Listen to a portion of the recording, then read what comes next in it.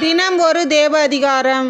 லூக்கா எழுதிய நற்செய்தி அதிகாரம் 6 இறைவசனம் 1 முதல் 49 முடிய. ஓய்வு நாளில் கதிர் கொய்தல். ஓர் ஓய்வு நாளில் இயேசு வயல் வழியே செல்ல நேர்ந்தது. அவருடைய சீடர் கதிர்களை கொய்து கைகளினால் கசக்கி தின்றனர்.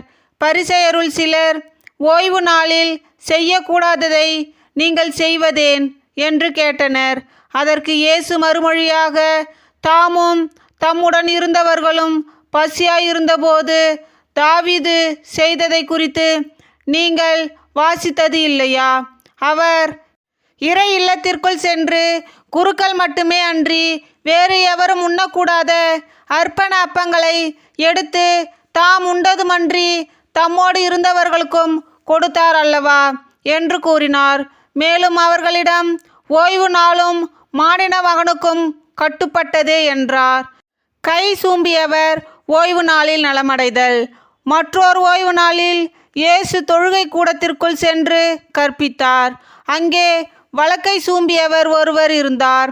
மறைநூல் அறிஞரும் பரிசேயரும் இயேசுவிடம் குற்றம் காணும் நோக்குடன் ஓய்வு நாளில் அவர் அவரை குணப்படுத்துவாரா என்று கூர்ந்து கவனித்து கொண்டே இருந்தனர். இயேசு அவர்களுடைய எண்ணங்களை அறிந்து கை சூம்பியவரை நோக்கி, எழுந்து நடுவே நில்லும் என்றார். அவர் எழுந்து நின்றார். இயேசு அவர்களை நோக்கி, உங்களிடம் ஒன்று கேட்கிறேன். ஓய்வு நாளில் நன்மை செய்வதா தீமை செய்வதா, உயிரை காப்பதா அழிப்பதா, எது முறை என்று கேட்டார். பிறகு அவர் சுற்றிலும் திரும்பி அவர்கள் யாவரையும் பார்த்துவிட்டு, உமது கையை நீட்டும் என்று அவரிடம் கூறினார். அவரும் அப்படியே செய்தார். அவருடைய கை நலமடைந்தது. அவர்களோ கோபவெறி கொண்டு இயேசுவை என்ன செய்யலாம் என்று ஒருவரோடு ஒருவர் கலந்து பேசினர். 12 தேர்ந்தெடுத்தல். அந்நாள்களில் அவர் வேண்டுவதற்காக ஒரு மலைக்கு போனார். அங்கு கடவுளிடம் வேண்டுதல் செய்வதில் இரவெல்லாம் செலவிட்டார். விடிந்ததும் அவர் தம் சீடர்களை தம்மிடம் கூப்பிட்டு அவர்களுள் 12 தேர்ந்தெடுத்து அவர்களுக்கு திருத்தூதர் என்று பெயரிட்டார். அவர்கள் முறையே பேதுரு என்று அவர் பெயரிட்ட சீமோன், அவருடைய சகோதரர் அந்திரேயா, யாக்கோப்பு, யோவான், பிலிப்பு, பர்த்தலேமேயு, மத்தேயு, தோமா, அல்பேயுவின் மகன் யாக்கோப்பு, தீவிரவாதி எனப்பட்ட சீமோன், யாக்கோப்பின் மகன் யூதா, துரோகியான மாறிய யூதாசு, இஸ்காரியோத்து என்பவர்களே. திரளான மக்களுக்கு பணிபுரிதல்.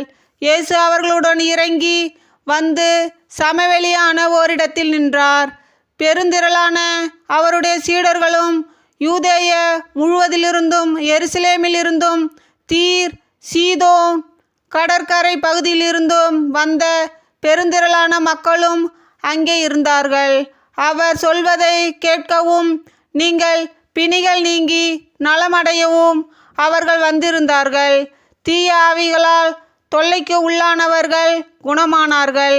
அவரிடமிருந்து வல்லமை வெளிப்பட்டு அனைவர் பிணியையும் போக்கியதால் அங்கு திரண்டிருந்த மக்கள் யாவரும் அவரை தொட முயன்றனர். சமவெளி பொழிவு. பேறு பெற்றோரும் கேடுற்றோரும். இயேசு சீடர் மீது தம் பார்வையை பதித்து கூறியவை.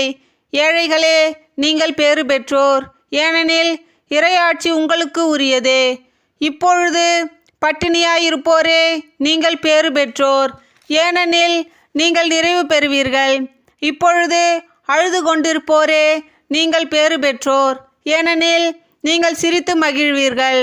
மானிட மகன் பொருட்டு மக்கள் உங்களை வெறுத்து ஒதுக்கி வைத்து நீங்கள் பொல்லாதவர் என்று இகழ்ந்து தள்ளிவிடும்போது நீங்கள் பேறு பெற்றோர். அந்நாள்களில் துள்ளி மகிழ்ந்து கொண்டாடுங்கள், ஏனெனில் விண்ணுலகில் உங்களுக்கு கிடைக்கும் கைமாறு மிகுதியாகும். அவர்களுடைய மூதாதையரும் இறைவாக்கினரும் இவ்வாறே செய்து வந்தனர். ஆனால் செல்வர்களே, ஐயோ உங்களுக்கு கேடு, ஏனெனில் நீங்கள் எல்லாம் அனுபவித்து விட்டீர்கள். இப்போது உண்டு கொழுத்திருப்போரே, ஐயோ உங்களுக்கு கேடு! ஏனெனில் பட்டினி கிடப்பீர்கள்.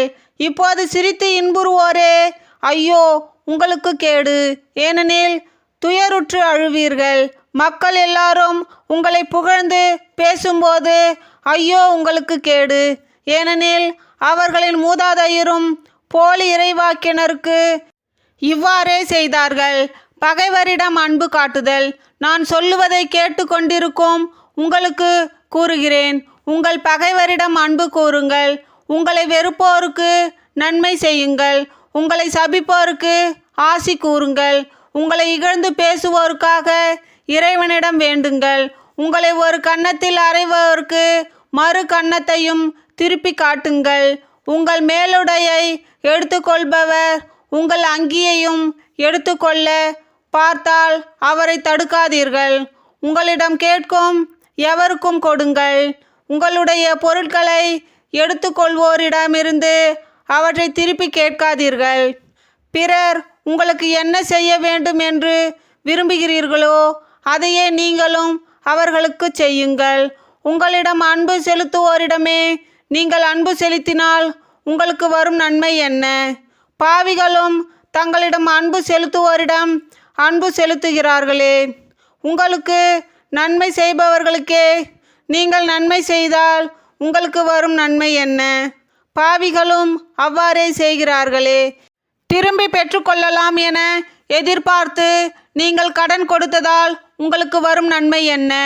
ஏனெனில் முழுவதையும் திரும்ப பெற்றுக்கொள்ளலாம் என்னும் நோக்குடன் பாவிகளும் பாவிகளுக்கு கடன் கொடுக்கிறார்களே. நீங்கள் உங்கள் பகைவரிடமும் அன்பு செலுத்துங்கள். அவர்களுக்கு நன்மை செய்யுங்கள். திரும்ப கிடைக்கும் என எதிர்பார்க்காமல் கடன் கொடுங்கள். அப்பொழுது உங்கள் கைமாறு மிகுதியாயிருக்கும். நீங்கள் உன்னத கடவுளின் மக்களாயிருப்பீர்கள். ஏனெனில் அவர் நன்றி கெட்டோருக்கும் பொல்லாதோருக்கும் நன்மை செய்கிறார். உங்கள் தந்தை இரக்கமுள்ளவராய் இருப்பது போல நீங்களும் இரக்கமுள்ளவர்களாய் இருங்கள். தீர்ப்பிடுதல். பிறர் குற்றவாளிகள் என தீர்ப்பளிக்காதீர்கள்.